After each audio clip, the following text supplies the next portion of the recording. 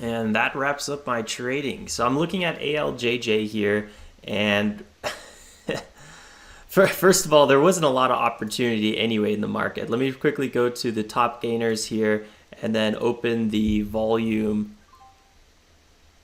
Ooh, look at that, LMMD. This was an alert order that went off because alerts on TOS, they're not good enough for me. I never notice it. So I do like one share buy sometimes. So LMND market selling off. It looks like I'm going to start sizing back into that position. Okay, so top gainers is updating here. Let's see what's going on. Snap is our biggest top gainer, and Bill, another large cap top gainer. This is not good conditions. Like when you see stuff like this for day trading small caps, it's bad because it basically means all eyes are on large caps, and it's so weird that this ticker is up 64%. I mean, yeah, they beat estimates and the earnings were good, plus they're taking a lot of Facebook customers, and that's why Facebook is down like, just 25% in the last like 2 days. But when you see these large caps moving, it's just really not an exciting place to be in terms of day trading small caps. So I was already pretty weary today. So the second alJJ popped up, I was like, okay, well,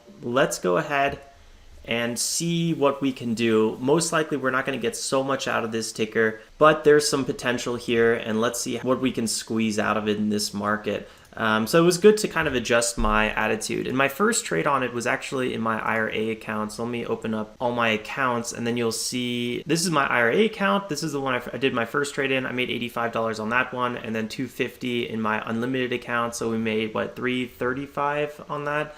In total. So not a big day, and my problem today was the fact that I used too small size. My average position size right now, if you guys watch my monthly recap video, is about $7,000, which really isn't that high. I obviously want that to be much more, but I'm not going to size up into this kind of market. So I was really trading small size today. I think my average position size might have been $3,000 today, which is really, it's so small. It's like I'm going in the wrong direction.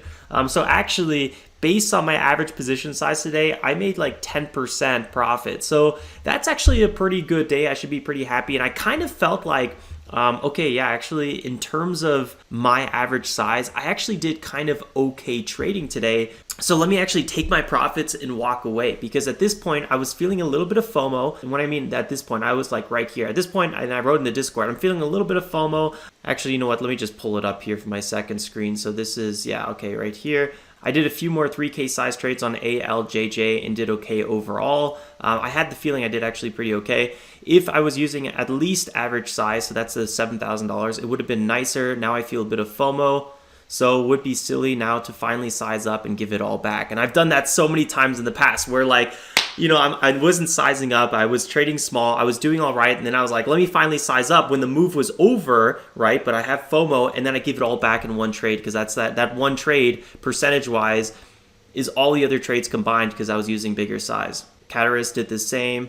And then I said, so may call it here and only look for swing trade re-entries. Then I said roughly 350 an hour of work, I guess I'll take it. So yeah, there was pretty much my thought process going through the trades. So now you know why I stopped, and I think that's a really important lesson that I wanted to highlight here. A lot of times with trading, it's a pretty simple game in terms of like actually the trading, actually the execution part, but the hard part is knowing when to walk away, and then also obviously knowing sometimes the good setups that you want to get aggressive on and size in on. So today I messed up on the sizing in on the okay stuff. It wasn't great, so maybe that's why I didn't do it, so I can't really beat myself up too much. But then really walking away, realizing, okay, you know what, I'm up 10% based on my average size. That's like a pretty good trading day, and it's not even a good trading day in terms of the market. So let me take my profits and walk away. And in yesterday's recap video, yesterday's monthly recap on January, I made that a really big point. So maybe that's why I was able to really activate on that so much more today. Just really quickly, alJJ here. On the daily, it's kind of a weird looking ticker. We had this kind of channel, descending channels, which do typically break to the upside. And if you don't really know what a descending channel looks like, it pretty much is like a flag pattern. Right here, there's that resistance. Let's go ahead and mark it somewhere around there. And then if we just kind of push it down here where that support is, and then we have that breakout here. So we're coming up to this critical zone. We have a breakout, a little bit of a mini pullback, and then that big move higher. So pretty nice move. I mean, let's see, this flag here was about 70%, and now we're already up from the lows.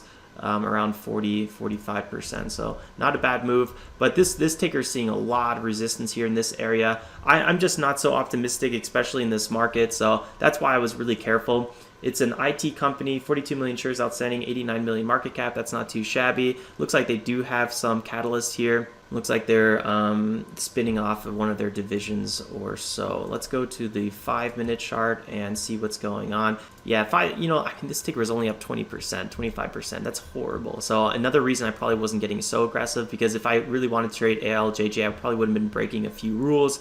Yeah, this is the trade I did in my IRA account. Let's zoom in on that one, and you'll see the 5-minute here and the daily here. This ticker was crawling up, made a little bit of a pullback, and this is when in the Discord I was like, should I do the FOMO trade on alJJ? I did. I entered here, and then it was moving higher. I bought a little pullback, and then it popped up quickly, and I sold everything because I'm not buying breakouts on a 20% gapper in a weak market. I'm just not. So I'm buying, anticipation of a breakout, and I'm taking my profits quick. Here, similar situation. I was never trying to buy the breakout. This ticker was ranging at this point. So all I was doing was very basic mean reversion, where when the ticker was, pulling back to the mean, I would be looking for another pop for a potential breakout, and then I'd be taking my profits really quickly. So I was just kind of milking that pretty basic price action. What I did right here was identify we were ranging and we weren't in the front side, and that's what made me profitable. Again, I go into that a lot more in detail on my monthly recap, and there's this one trade or this one ticker that literally sums up my whole entire trading career. I'll leave that video here. I'll link it here, but oh my God, you guys have to watch it. I thought it was so funny when I was making the video.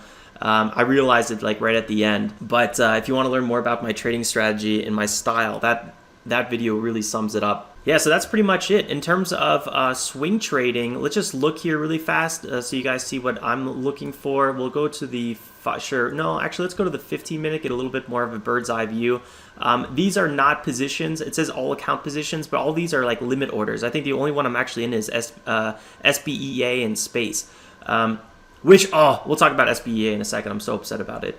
So Clove, yeah, we've been actively managing this position. I'm looking for that sell-off and then start accumulating it on a triple bottom. I don't know if we're going to get that. I was looking for the same thing across the board, so on coin, but you can kind of see some bigger support coming in now. So I would actually like the SPY to start selling off a little bit more again, but all these tickers are so depreciated that I think we could easily see like a 20, 30, 40% pop on these tickers, even if they do continue selling off. So I don't want to miss my entry.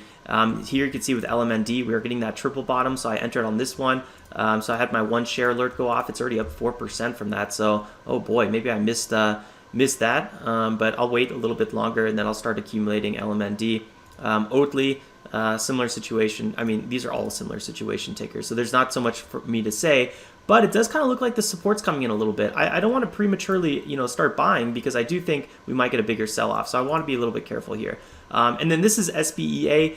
Oh, guys, I've been holding this ticker for months, and I always talk about setting an ideal sell limit order. So like if something happens like this random spike on SBEA midday, you would sell. And I forgot to set up my ideal exit limit order, and I have it set up now, but basically what I should have done is, let's go to the 4-hour. I should have realized there was a lot of resistance in this area and just put a sell limit order. Look at that, we perfectly retested this area. So I have the right rules, I have the right concepts, but then sometimes my execution is really what's letting me down. And SBEA is a perfect example of that. And oh my God, it just... I was waiting to get out of this position for so long, and now I'm back to holding the bag. I'm not really that much in the red, but still, it would have been just so nice to get out of this position. Have the cash ready to go on the sidelines for something else, because right now, great opportunities are starting to pop up, and I would rather have the cash on hand than be in SBEA. And now it's back down here. This is just so depressing. So yeah, based on the news, it looks like that vote that was going through a few days ago that was being announced went through, so it's approved. The merger is going to happen, but in this market, it's not going to go very high. And if this was a hotter market during SPAC season, I mean, this thing could have exploded, and that's why we started accumulating this ticker, looking for that future pop. But at the moment, it's just been a total capital grab and been tied up on cash on it. It's a little frustrating. Space, similar situation with all the other tickers. So yeah, that's my swing trading, just kind of like sitting on the sidelines for now. I kind of feel like I'm sitting on the sidelines with everything. So Nothing really too interesting, but hey, at least we're ending the day up over $300. So nice little green day to add to the streak that we're on. And yeah, time to kick it for the weekend. You already know, guys, don't forget to drop a like on the way out. Consider subscribing if you're new. We'd love to have you part of the community. And like always, stay safe, make some awesome trades, and have a great weekend. Ciao, ciao, guys.